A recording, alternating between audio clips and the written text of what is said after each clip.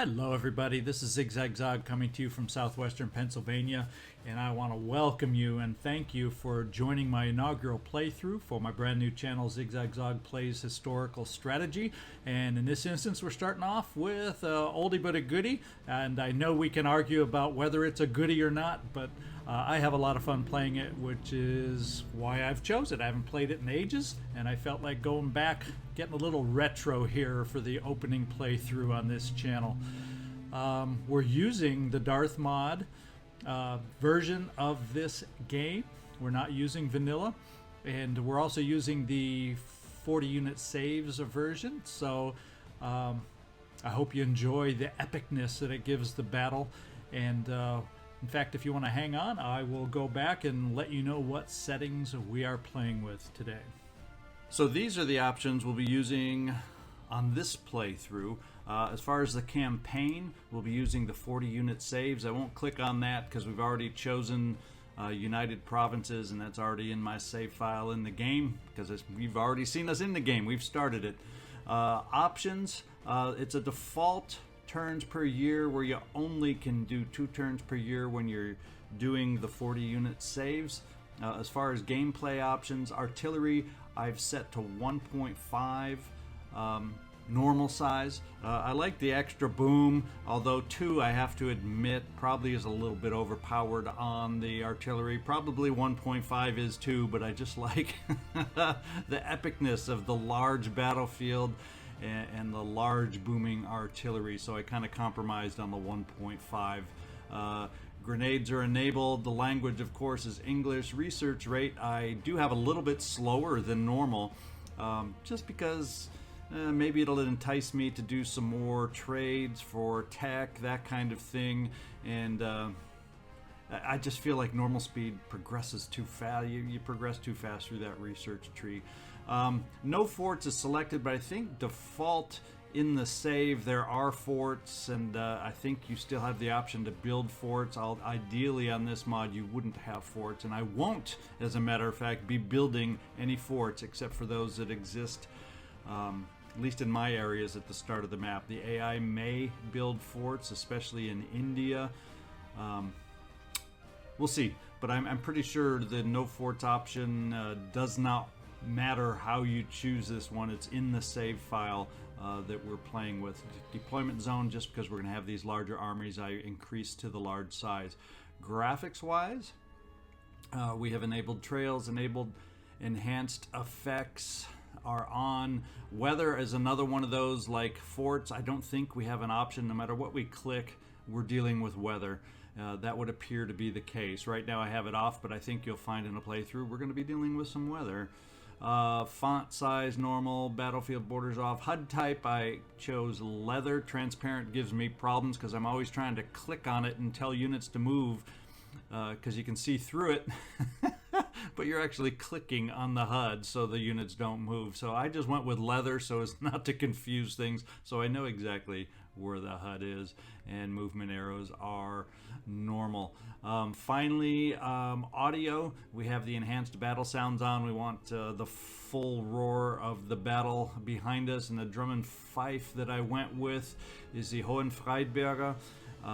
There is none for United Provinces, and since Hohenfriedberger is German, and there technically is no Germany in here, I figured, well, that's the unclaimed one. We'll just claim it. No offense intended for anyone in the Netherlands.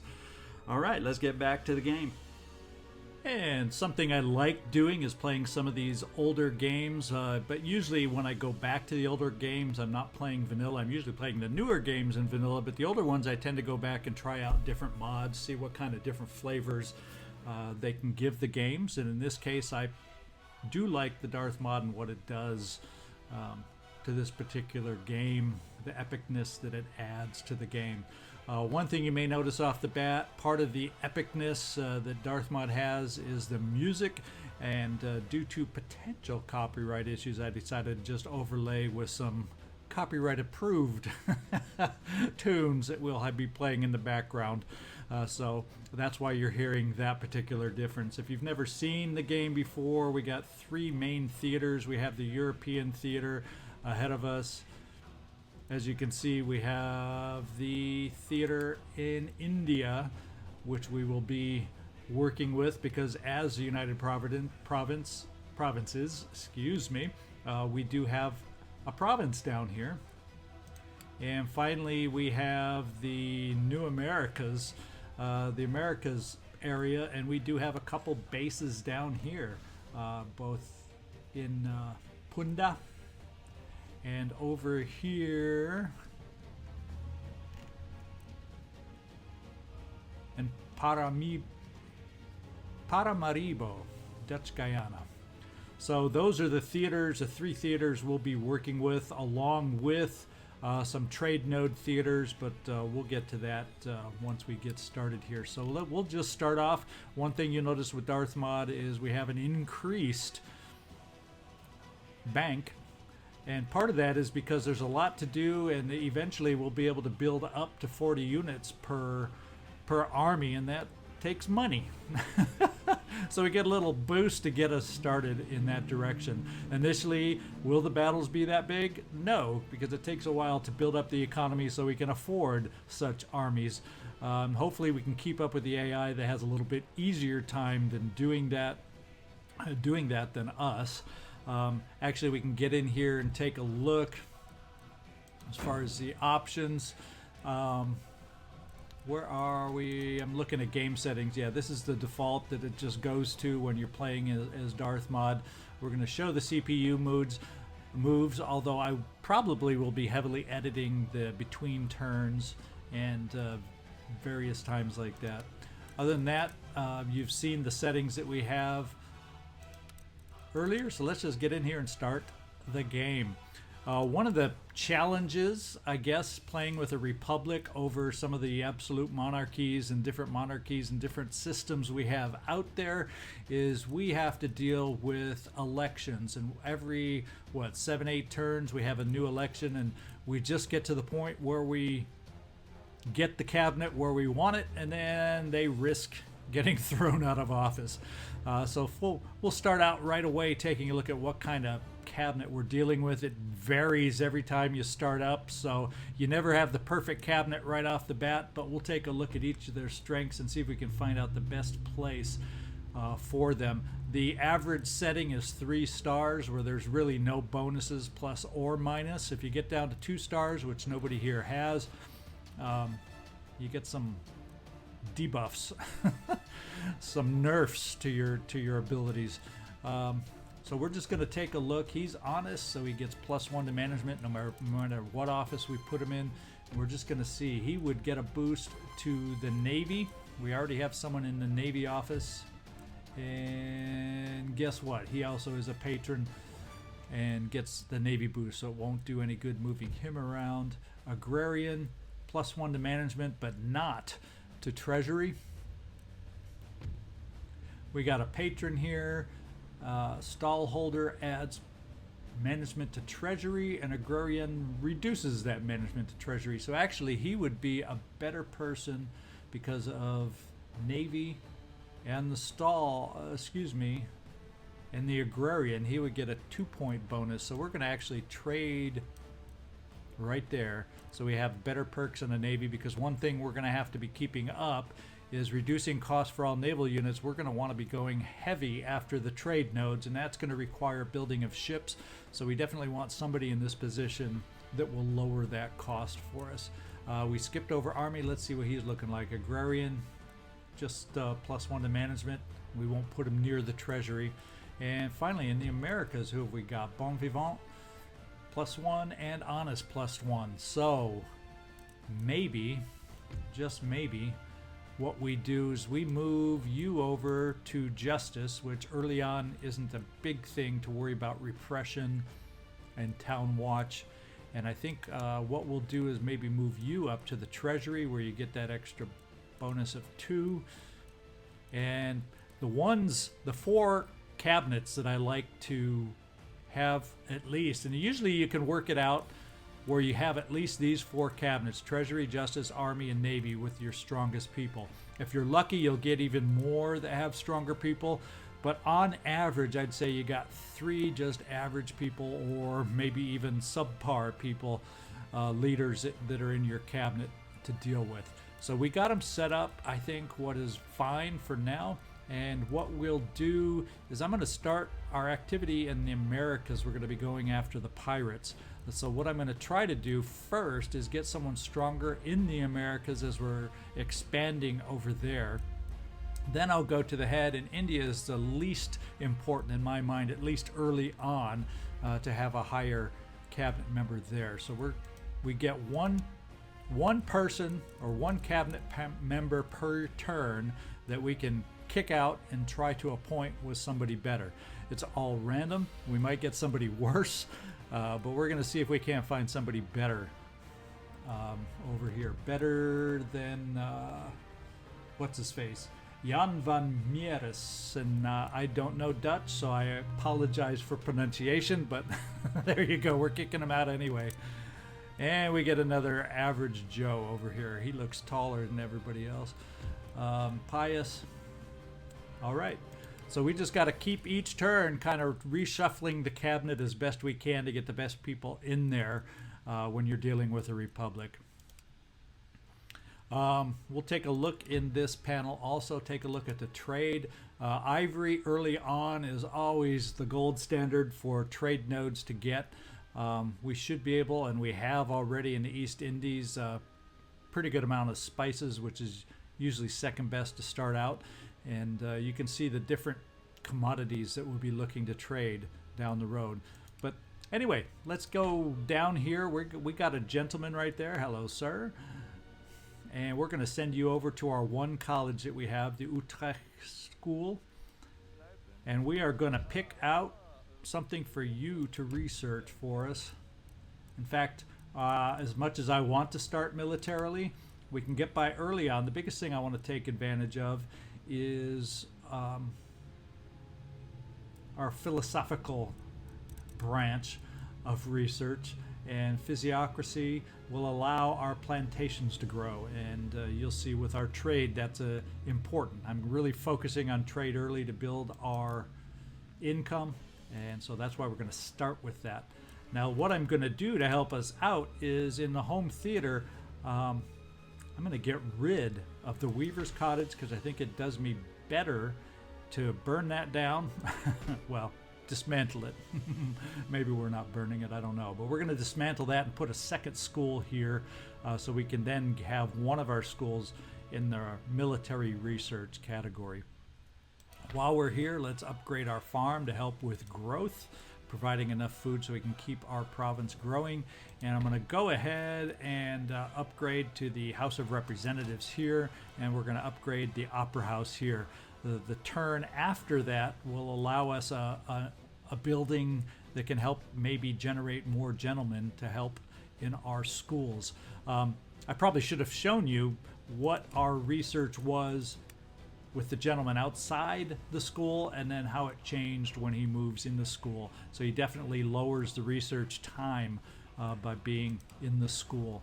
In fact, our gentleman over here, you can see his buffs to it. He has a tenured professorship +2 to research, and he's a scholar, so research points per turn for enlightenment, which is exactly what this is considered that we're researching as an enlightenment technology.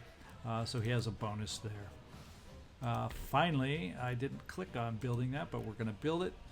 And the other thing I want to look at is infrastructure. We're going to get the best roads that technology-wise that we can get right now. To go higher roads or better roads than this, we'll have to research some technologies. I'm going to just combine my armies at the moment. There you go. And what I'm going to do is, first of all, I'm going to send one of my militia units over here because I don't want anybody, even though we're not at war right now, I don't want anybody to be able to come in here and wreak havoc and damage on my port. And by having a unit there, all they can do is blockade. What I'm going to do is take a risk early on, and I'm going to take my militia down to the Americas. I'm going to take one of my pikemen down to the Americas. I'll keep you here. I'm going to take my 2 artillery pieces. Now the artillery pieces that you start with will not be the 1.5 or 1.5 times size. That's one thing that it can't alter is the starting army unit sizes. So we're going to move those to the Americas where it doesn't matter as much, where we're going to be up against less artillery, and we'll build some new artillery for our protection here in Europe. And finally, we got 2 generals. In fact, let's take a look at them. We've got, we'll just skip the name here.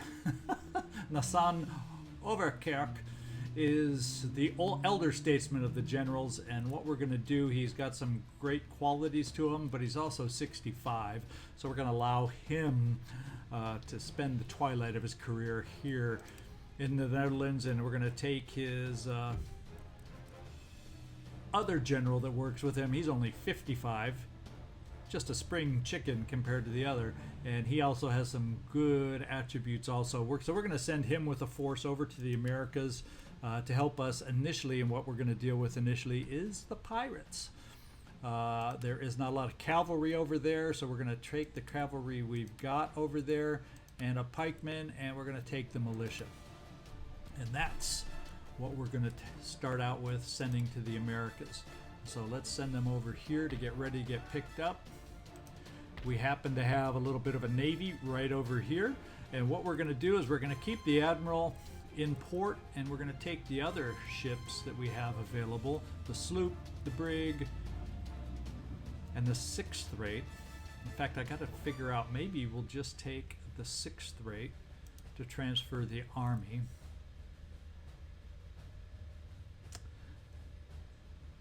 Got to think about this, how I want to do it.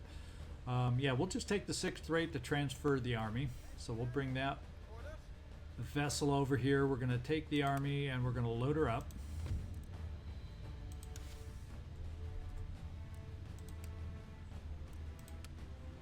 And then we will take the said ship and we're going to sail over to the Americas.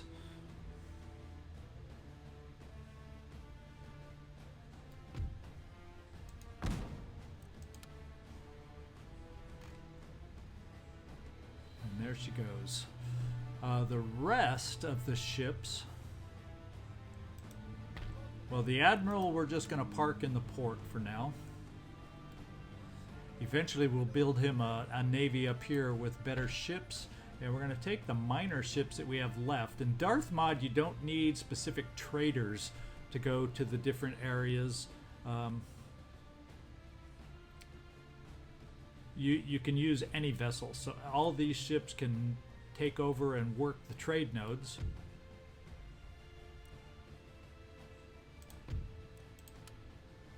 Although I can't quite make it in one turn, we're going to take these 2 vessels down towards the Ivory.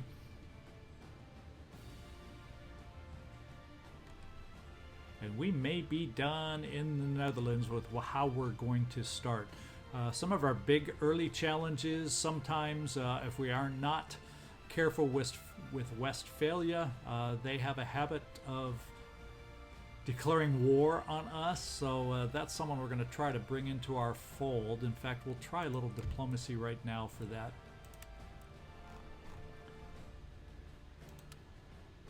Because we can trade with them. We have a land route with them.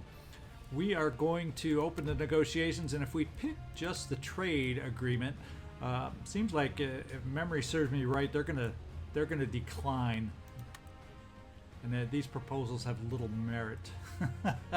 So what we're gonna do is we're gonna give them a little something else that I think they're gonna go for, and that is, let's request a trade agreement and an alliance along with it. And I have a feeling they're going to go for that option. As far as their allies right now, Austria, just like us, Hanover and Württemberg, 2 other minor nations. So I don't think any of those relationships should become awkward. And we got our trade agreement. I noticed here we have Hanover. We're going to try the same thing.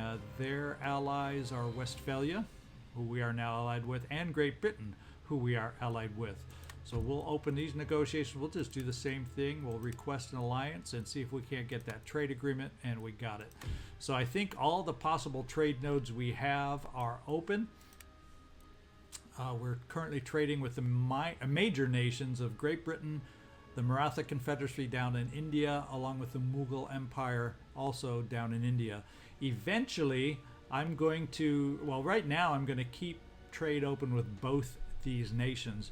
We'll kind of see which way the winds are blowing, because I'd say in about 60% of the playthroughs, the Maratha Confederacy takes over India, and about 40% of the playthroughs, the Mughal Empire takes over India. So it's close enough to 50-50 that I'm going to wait and try to get an early read on which way the winds are blowing, and at some point cut off trade with one of these two, just so I think usually quite often I'll switch over to the Ottoman Empire, because financially they are better dollar-wise for trade. So rather than do it first turn, I want to kind of see if I can't pick the right nation in India to go for as far as maintaining trade.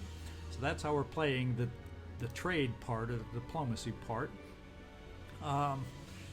Let's take a look at another theater and see what we can get going here. As a matter of fact, what we're going to do on this first turn before I leave, we're going to take naval recruitment.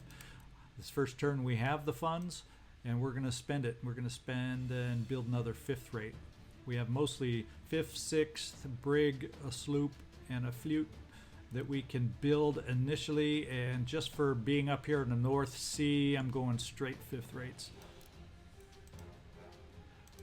Also, I think what we will do is recruit a little bit of our army over here, because our army right now, as you can see, is a little depleted now that we've taken some units away from it. So we're going to recruit, initially we're going to get a couple cavalry back and another infantry, and we'll keep building from there, eventually adding our artillery also.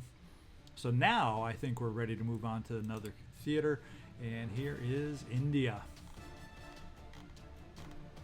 This is our one province that we have. One thing I'm going to do right away is build up this mine right here. And as far as in town, we're just going to build everything up. We aren't going to do a lot of activity down in this theater, but I want to have enough going that we can defend ourselves or not make ourselves a target from these guys over here. We have right now, as you can see, 0 Protestantism in Ceylon, and we're going to send our preacher to the top of the mountain. See what kind of conversions he can do for us. Over here, what I'm going to do, I'm going to take one of my units over to the port, and we will recruit over here also. Eventually I want to send militia over there. We have melee attack, and we have this militia which has better melee defense, and that's the one we'll build, because he's just going to be defending the port for us, and we can bring the regular fighting unit back into the fold over here. One thing we want to do is upgrade the infrastructure here. There are currently no roads, so now we at least have some basic roads that we'll be building once this is done. As far as the fleet that we have over here, sloop, brig, and 6th rate, and all I'm going to do with them right now is to send them over to the East Indies to try and bolster our standing over here. That's the first play we're going to do with them. And that should be about it. I think about the only thing I didn't do up here back in our home theater, now that I think about it. Oh, I did move. No, that's the Navy I put in there. I also want to have, I think we have, oh, we don't have a militia soldier there. So let's put the pikemen there for now, and we'll build, oh, I can't build a militia. So next turn when I build the artillery, I'll include militia, because I like just having a cheap unit to hold on to the port for me, just to keep it from being damaged from any kind of invasion force. So now we'll go over here. We have 2 provinces over here and a little navy, and this is where the early activity will be taking place. We got pirate ships over here, but let's work on the infrastructure first, and then we'll move on to what will first be the naval battles. We're going to have a couple naval battles right off the bat. The land battles will follow eventually. So we're going to build a couple land units here to start increasing our presence on the ground. Infrastructure, yes, we will start the roads, and construction we don't need to. This is a military governor's barracks here, and you can build a lot of units from that, although the ones circled in red, we don't have anything researched to be able to build those yet. So let's see. One thing I'm going to start with here is I'm going to start building. I'm building the flutes. Yes, the fifth rates are cheaper, but they also take 2 turns to build, and I'm going for some quicker units, and the flutes can hold their own too. It's a slightly higher cost, but the benefit is you get the unit in 1 turn. So I'm also going to go down to this port. I'm going to do the same down here, build the flutes, because we got to send as many ships as we can over to the trade nodes, so we can try taking over some trade nodes. Now the pirates have bases here in Trinidad and Tobago, and there are other bases over here in the Leeward Islands. So those are their bases of operations that we are going to go for first, once we build up our strength, and then once we get that unit transferred over here from the Netherlands. Let's see now. I don't think I finished building over here.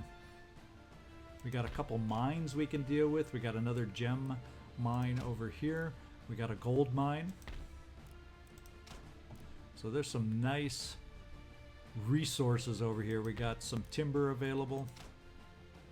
And we're going to upgrade to the governor's residence over here. Once we upgrade, we're going to unlock the mounted tribal auxiliary. And one thing that I do not have, which is why I transferred on the flotilla that's coming over this way, the 1 cavalry I did have in existence in the whole of the world in my armies over to this theater. So I could get cavalry, and then we'll supplement it once we upgrade here. We'll supplement it with the tribal cavalry. We're also, I think, did I build it? Yes. We have the flute there, and is there anything I need to build over here? Yeah, I think I'm going to build 1 more unit of militia just to have here. This current militia is going to go over here. And I like to just keep 1 in reserve, because sometimes, and you never know, we want to avoid, as long as possible, wars in Europe. Although France sometimes has a tendency to declare war, Spain can have a tendency to declare war. Kind of the guideline or the flow I'm thinking of following, but that always can be, those plans can be thrown to the wind depending on what some of the other countries decide to do on their own. But I'm planning to go against the pirates, capture their 2 island strongholds, and then once I do that, they'll be gone. And after that, I'm thinking we would ideally like to build up here to attack New Spain. And the reason, if I attack New Spain, they are a protectorate of Spain, and the only one that will come to war if I attack them is Spain itself. If I attack over here on the Spanish holdings, what will happen is Spain and all their allies, which usually includes France, will then be at war, and that's just overwhelming. So we're going to try, unless somebody beats me to the punch and declares war on me first. That's the flow, at least as far as the early game goes, that we're going to take. One more comment before we start our first naval battle is over here in the home country, we have 1 port. If that port is destroyed, if that port is blockaded, it's a disaster economically for the Netherlands, which is why I try to walk as fine a line as possible by not entering wars on the continent or with Great Britain, and trying to do any expanding I can in safer zones, like I just talked about with the pirates, with a protectorate of Spain, that kind of thing. So that's the overall plan. Oh, I forgot, we have a rake over here, a spy kind of guy. I think what we'll do with him, what do we have over here as far as an army? I think what we're going to do is cross our fingers. These low-level starting rakes don't have a lot of abilities. We're going to see if we can't embed him with this army. That seems to be one of the better ways to give them experience if we can get them into the army without getting killed. So we're going to try infiltrating at a 70% success rate. And he was detected and was unsuccessful. So let's hide over here in the college. He hasn't even moved his gentleman over there to start his research. So there we go. I think we've moved all our potential agents. Let's get back here for the first battle we have coming up, and that will be a naval battle. What we're looking at, there we go, a little bit of a delay. What we're looking at is we have an admiral on a 5th rate. We also have a 6th rate. We then have a brig and a sloop. And what we'll be battling is a brig, and a sloop. So with the type of ships we have, we should be able to handle this battle. And ideally, what I'd like to be able to do is see if we can't capture some of those to help send over to trade nodes to lock up some trade nodes. Speaking of trade nodes, just so you have an idea, I don't think for anybody that's not familiar with this game, these 4 dots here are the 4 trade nodes. The Ivory Coast is, guess what? That's where you're going to find ivory. Same with the Straits of Madagascar. And as you learned from over here, as far as trade goes, that's the gold standard. You control ivory, you control a lot of money.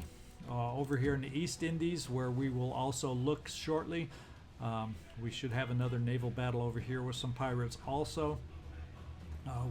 That's the trade node for all the spices. And then the coast of Brazil, this trade node over here where we have no presence at the moment, which is why I want to build those flutes to get over here.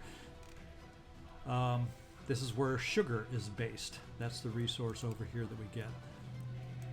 So anyway, let's get over here. Let's get ready for our very first naval battle.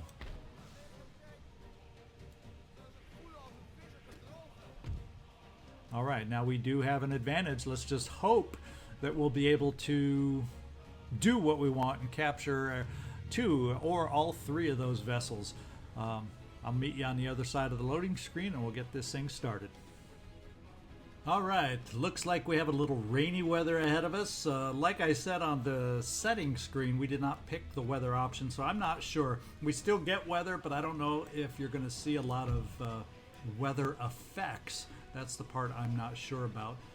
Wind is blowing down this way, so in our loading zone, we're going to set up over here so we can take advantage of the wind. Now, one thing you're going to do, or you're going to see, is there'll be a lot of editing during the naval battles because, for one, they're going to start out way back here. We start way over here. It takes us forever to close on the other units. So for some of those downtimes or places where it's appropriate, I'll try to edit out and kind of blend in to where so you can kind of save viewing the boring parts, you might say. Let's get in here, start deployment, find out where they're going to be. I think at least initially, we'll start out by grouping the 4 ships. We'll just keep them in the line, leading off with the 5th rate, 6th rate, and the 2 smaller vessels. As we get closer for action, eventually I'll break them apart and not keep them in line formation, but at least to close on the enemy, we'll start out in line formation. And there they are over here, so let's just get ourselves moving off in that direction. And while we're at it, let's take a look at the vessels we're going to be using, starting out with the 5th rate, our best ship that we have available right now that we're able to produce.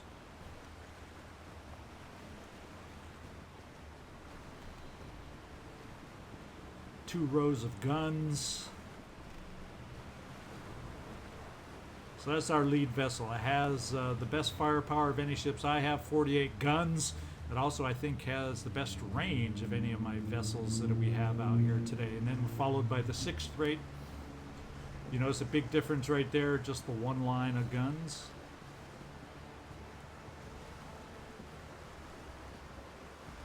And 32 guns instead of the 48. And then we get down to the smaller, more maneuverable vessels.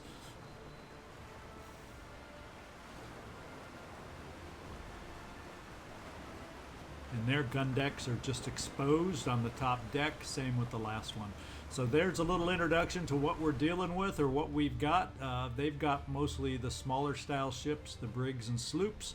So let's close in and see how this battle begins. One thing we're going to do initially, I'm going to go with the chain shot. Especially with my 5th rate, it can shoot it a lot farther than these would be able to shoot chain shot. Although if they go with standard rounds, round shots, they'll definitely have us outranged. All right, we're closing in on the enemy, and what we're going to do is I'm going to take a path here. One fortunate thing is they're moving against wind, so as far as speed and maneuverability, at least as long as they stay against the wind, we have the advantage there. But let's bring our vessel around to try and broadside their bow, ideally, with the chain shot. Get the whole chain shot to be able to go travel the length of the vessel. In fact, we've got a little bit of distance here. Let's bring ourselves in a little closer. And he starts turning to be able to shoot, more than likely, round shot against us. Now that we're getting closer, we might be able to edge out this way a little bit. And the first shot's fired by the pirates.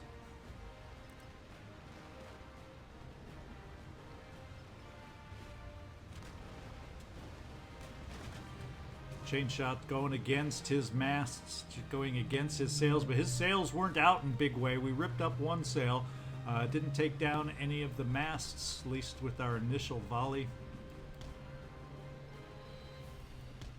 Now we're going to strike, see if we can't swing around. And pretty soon I'm going to break this line, more than likely. Start making it a free-for-all.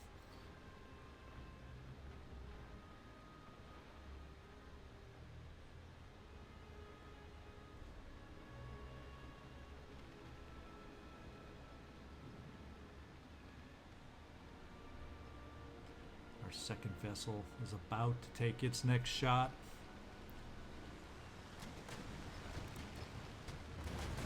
In fact, we're going to break it apart right now. We're going to have the ability to stop him down. Let's get you moving against the rest.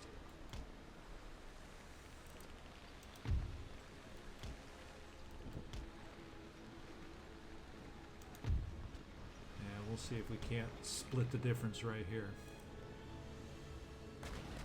No, we didn't want the shot there. I wanted a nice close-up shot right here.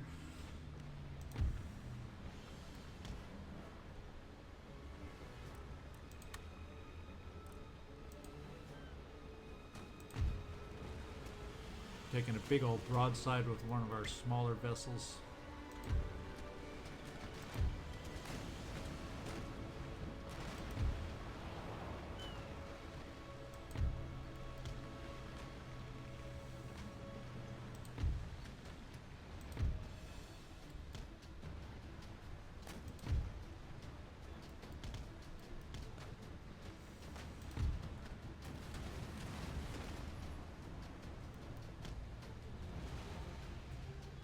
Seeing any sails coming down, any masts coming down? Not really yet.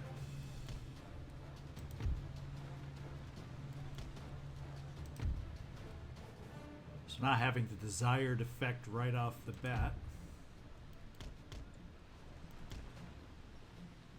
Although I see a lot of torn sails, that's for sure.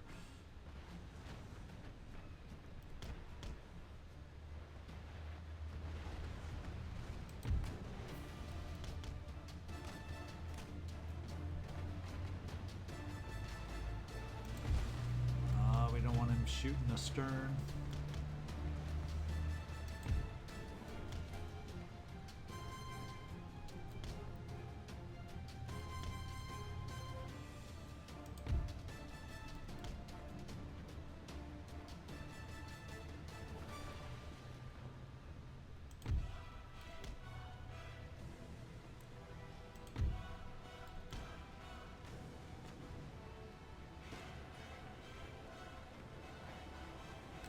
Our sloop is taking a lot of damage right now. That's probably our weakest vessel at the moment.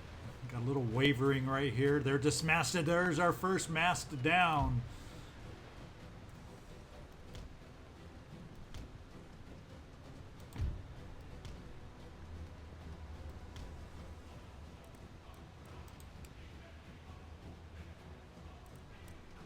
In fact, he has surrendered. So first ship down, we got 2 to go. Our sloop is struggling right now. In fact, maybe we see about taking it out of action. Got to work on these other 2 smaller vessels. We're going to have a nice close-up shot against the rigging right here on our 5th rate. And a mast comes down.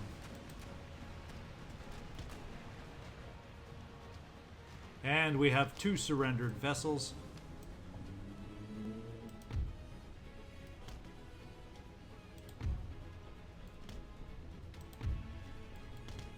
We'll get our brig, see if he can come up behind. Let's get our bigger vessels, the 6th rate and 5th rate over here. Maybe we try and pull as much as possible our lesser vessels out of the way as we try to maneuver the bigger ships over here to take care of the final brig. Our first sense of wavering right now, and he says, ooh, dismasted. I don't see a mast down though, but he's probably got damage to his sails. Now we're going to continue, because if we let him rout, he may get away, and our goal here is to not let him get away.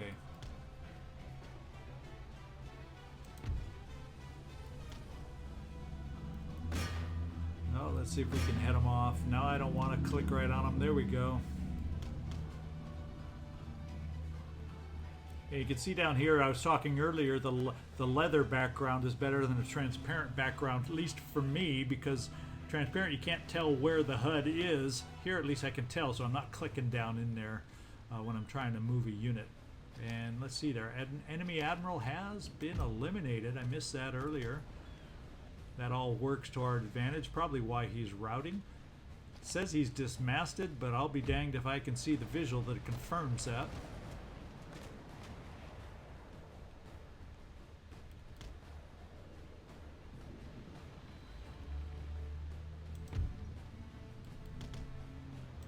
In fact, we'll try parking ourselves in the front of where he's going.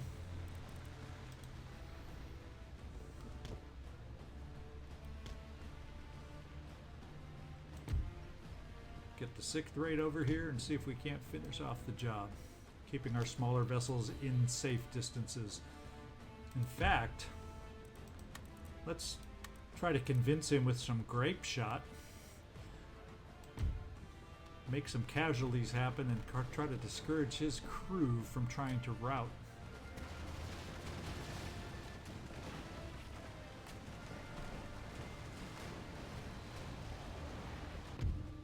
And we took it. We convinced him to surrender. All right, back here on the victory screen, we did just what we wanted. We have captured his units, and we will actually take all 3 of them. Yes, they're not the biggest vessels, but you know what? When it comes to trade nodes, it doesn't matter. So we will increase our fleet the quickest way possible right now. Later on down the road, for protection purposes or the ability to hold on to those trade nodes that we're going to take, we can look at upgrading down the road.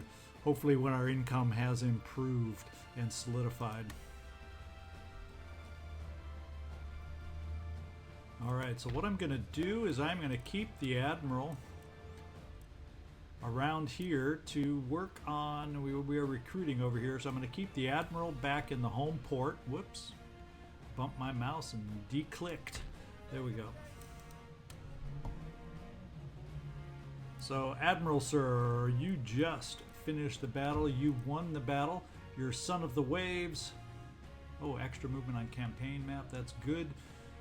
And sailor from birth. So you have some nice perks there. You're also 58. And we'll see how long you stick around. I've got to worry about these ages back in this day. You know, how old, how long will they last? So let's get our Admiral back into port and heal up any damages to the vessel. Yeah, it'll cost us 248 to repair that ship. And the rest of you, although in damaged form, we're going to hustle bustle over to the trade nodes to start, or try to start grabbing them up. Now let's just double check and see what our needs are potentially. Over here we have 1, 2, 3, 4, 5 trade nodes.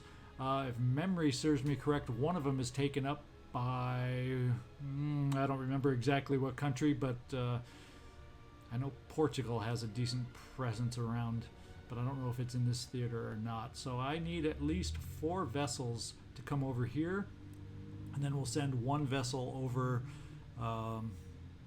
to the Ivory Coast to try to grab one of those trade nodes. So that was done for my purpose, to refresh so I can figure out how I want to move these guys, and yes, they can make it to where we need to go. What have we got? 6th rate, brig. We're going to take all the smaller vessels right now, you 4, and we're going to take you to the coast of Brazil and South America. You, the 6th rate, we're going to take over to the Ivory Coast. One thing when traveling from the Americas to the South American Trade Theater, that's a 1-day travel or a 1-turn travel. To travel from the Americas to the Ivory Coast, that's a 2-day travel. So there's a little difference in travel time between those 2 different theaters. There we go. We got 1 more theater. Now this theater over here, the Ivory Coast, you'll notice there's a pirate threat over here. So depending on the 6th rate, when and where he shows up, we may have some problems there. Also in the Madagascar theater. Yep, there he is. We got another pirate fleet over here. Finally, over in the East Indies, where we're headed right now to fight our final battle, there is another pirate fleet. It just happens to be hidden from view right now. What we're going to do is you're going to get to see the flutes in action. We're going to break off the smaller vessels because you can see from that last engagement they weren't the most effective and they took a lot of damage. They just don't have the holding power. And hopefully our bigger vessels, which is a 6th rate and 3 flutes, we can handle whatever the pirate fleet is. Oops. We're going to grab 2 of the nodes, and as you can see right now, let's take a peek. Let me show you how this will work. We control 3 of the nodes right now, but I'm about to take this vessel away from one of the nodes to go pirate ship hunting, and I believe it's either here or here, but I'm pretty sure the pirate fleet is off this way. Yes. And there they are. Let's see what we're looking at. Some of these little Xebecs, and now they're much easier, if memory serves me correct, to dismast compared to the brigs and sloops. However, to support them, they got a 5th rate, so we will have our hands full. But I think we're up to the task because the flutes are, they have good hull strength. Good hull strength, even though they're slow and lumbering. I think they'll match up well, even though the flagship has better hull strength, better firepower by itself. We outnumber them, so I'm hoping to make quick mincemeat of the Xebecs so the whole fleet can then move against the 5th rate, and then I'll feel confident that we can take him out. Now, just to give you an idea how this works, we just emptied 2 of the trade nodes. Now look, we hardly have any trade in spices. So hopefully after this battle, which we're hoping will be a success, we can go grab, because all of these 3 open ones are up for grabs. So hopefully we can grab those after this less than confident, successful battle. And if we're lucky, we'll even do some more captures here, which will help bolster our trade also in the East Indies. In fact, we can monopolize, if things work ideally for us, the trade in the East Indies. That's the goal.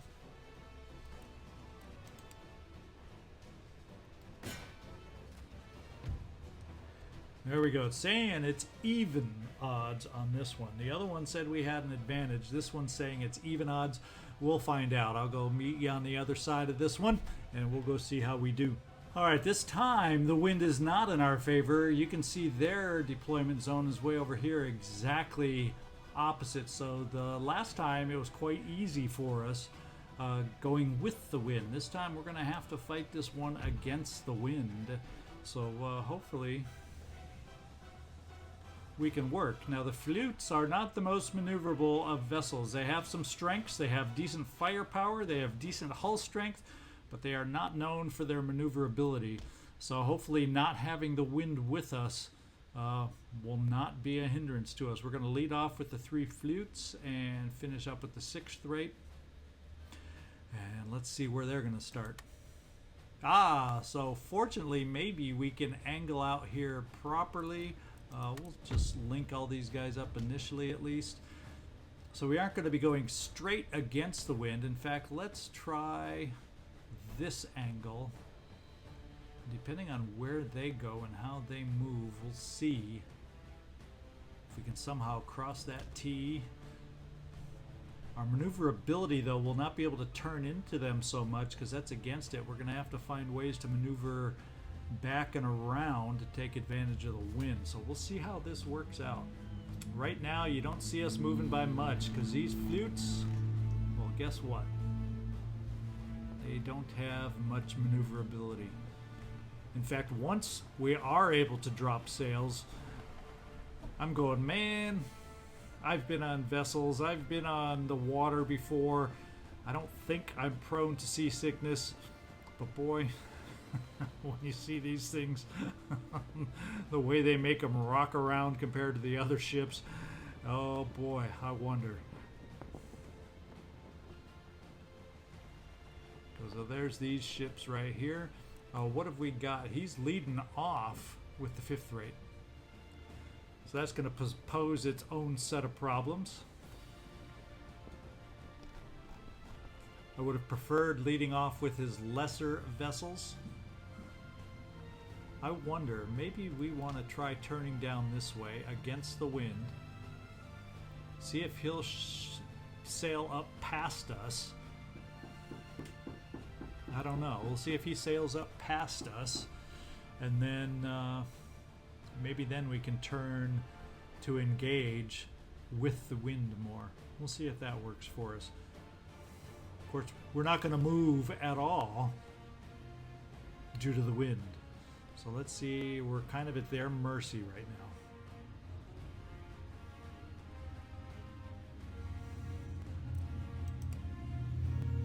Okay, they took the first volley. We're going to keep our vessels on long-range shot until we get the wind with us. And we can try to maneuver in for closer range shots. But right now, yeah, he's taking advantage of the wind and playing us big time. Let's start heading over this way. And we are at the early disadvantage with the wind.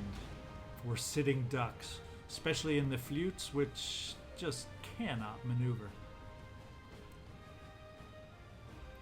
In fact, what I'm probably going to end up doing, depending on where he maneuvers, is I may break this line and have us start maneuvering individually.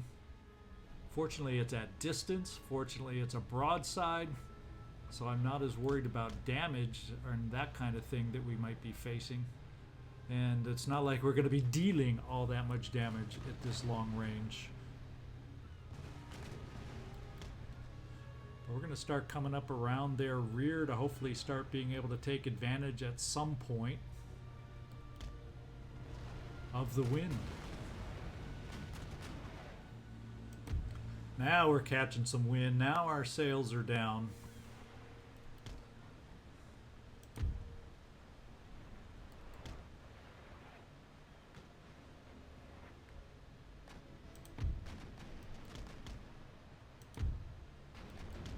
In fact, I think we're going to start setting ourselves up for chain shot, even though we're at a distance.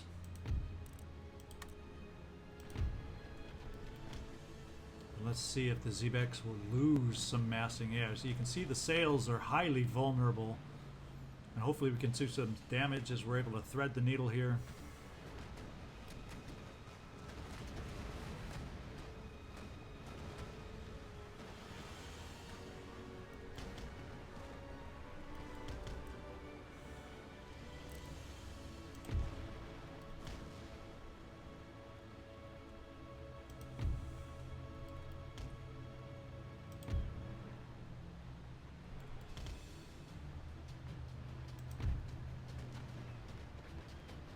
Some nice chain shot on the 5th rate.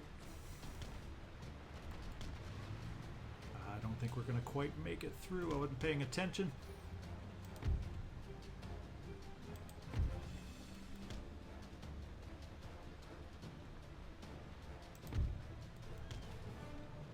Bad news is turning this way sets me off to a bow shot from them.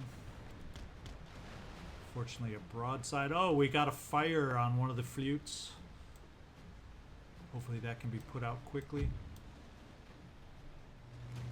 Xebecs, even though they're fragile ships with the sails, they pack some wallop with their cannon.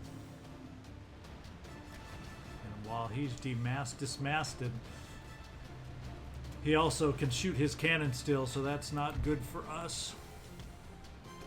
That's why I'm trying to bring this guy around with his grape shot. But it's against the wind to encourage him to surrender. And a flute is not the most maneuverable. As you'll hear me say over and over as I try to maneuver them. Now we dismasted this baby over here. See if we can pull around and get some nice chain shot up against.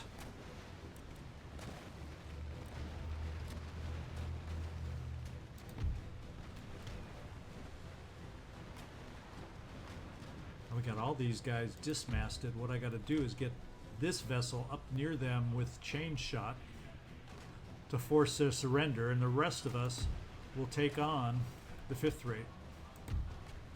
And we take one mast down. Look at that. One mast is down. With his speed hopefully cut off with less sails. Now I've got to see about the Xebecs. We don't want to forget about back here.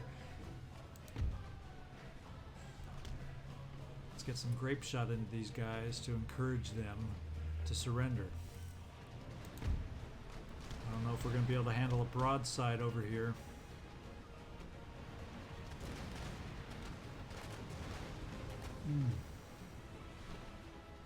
We just surrendered. That was our 6th rate. Yep.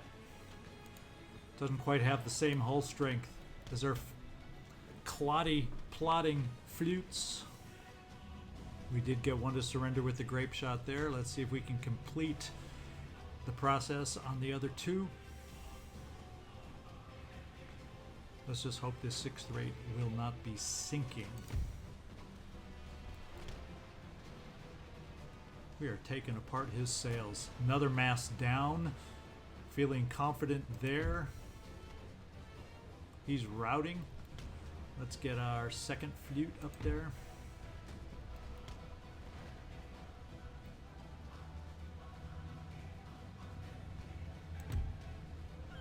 Of course, we got the wind working against us a little bit, and like I said, these aren't the most maneuverable. Let's see if we can get some grape shot fire. Now, standard shot, the one thing about the Xebecs is they're so low to the water, a lot of the round shots just go right over the top of them, which is why I decided to change to the grape shot to see if get a better spread and just do some damage on them. Come on now, we're taking some nasty hits here. Where's our grape shot going in here? There we go. That'll shaken him. Can we change his mind?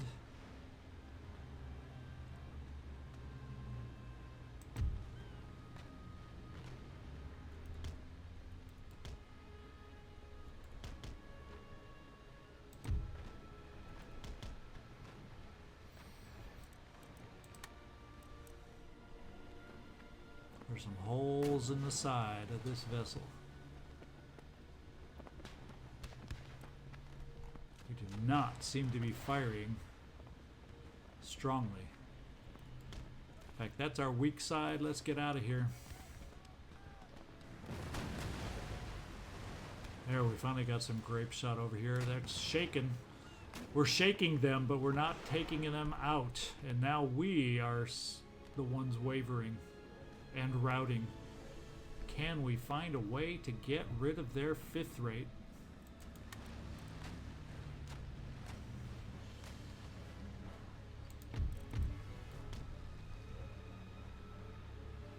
He's surrendered.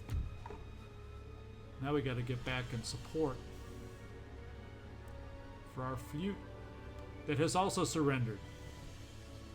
So it's 2 on 2. They are dismasted. Now let's see if we can manage to do something here for these guys. We're going to keep the grape shot so we can get in close and convince these dismasted vessels to surrender. It's a slow haul, slow go as we move against the wind.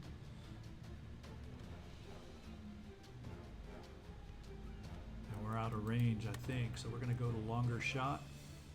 And we may get to see just how the shots, a lot of it, go right over. Oh, we're getting some hits. We're getting some hits.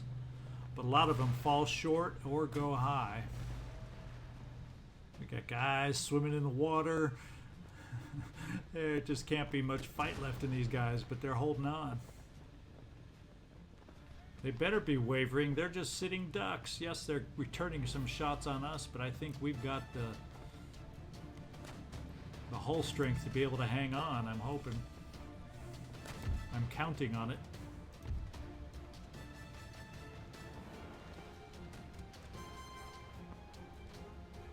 Surrendered at last. Let's come around for a broadside of grape shot, see if we can end this thing.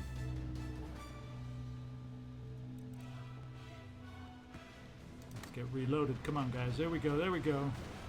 Convince them. There we go. At last. It was a slow slog due to the wind and it being disadvantageous to us, and combine that with flutes, but we got it done.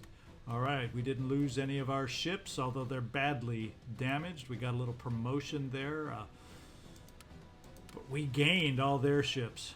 As damaged as they are, we're going to have to get them repaired to help us out, but it's going to help us cover these nodes, trade nodes. We persevered. So I think what we're going to do is we're going to take a flute, and then we'll take a smaller ship like a Zebek. And now you're going to see, when you look at the trade already, it's starting to pick up as we grab trade nodes back. So here we got 2, 4, 6, 8, 10, 12, 13 spices symbolized there. Let's get over here with a flute and a Zebek. And if we take a look at the trade, all of a sudden it's grown tremendously. 2, 4, 6, 8, 10, 12, 14, 16, 18. So it increased by, what was that, 5? Wasn't it at 13? So you can see the importance of covering not just one trade node, but the more trade nodes you can cover, get that monopoly, it starts multiplying. Let's see, a flute and a Zebek will go to the last trade node in this theater.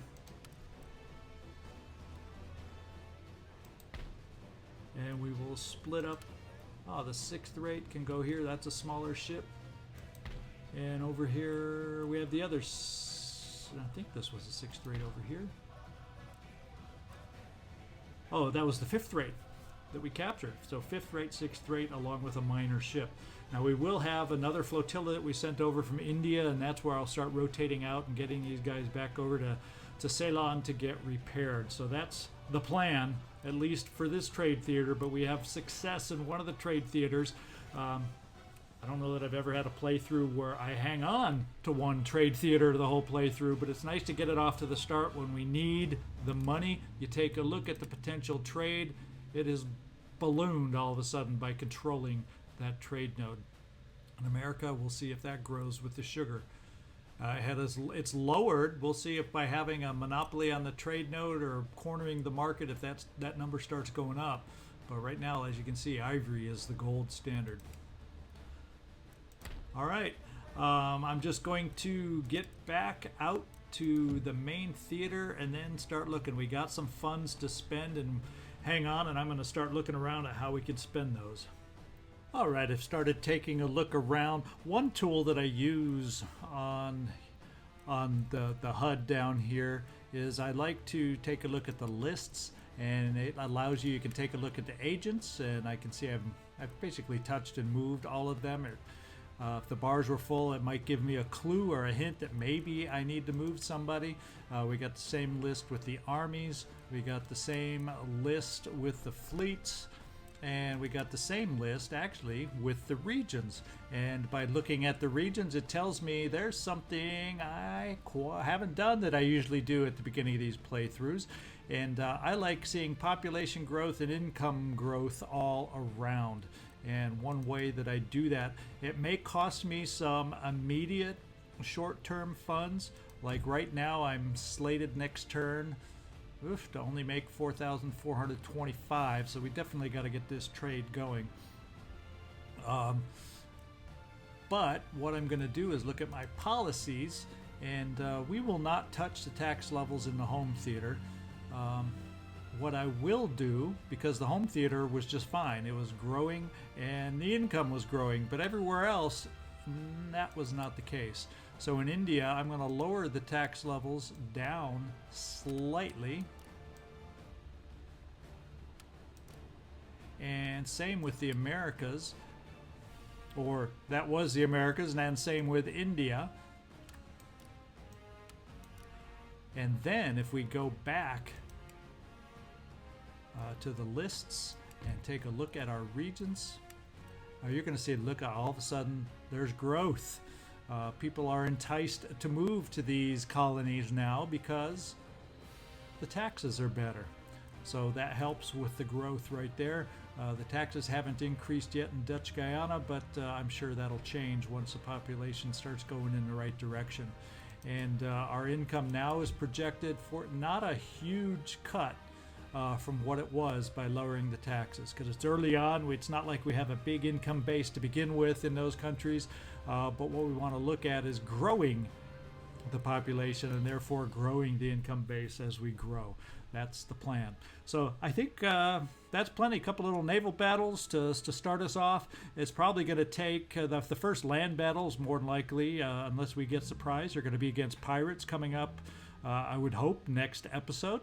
So I sure do appreciate you watching.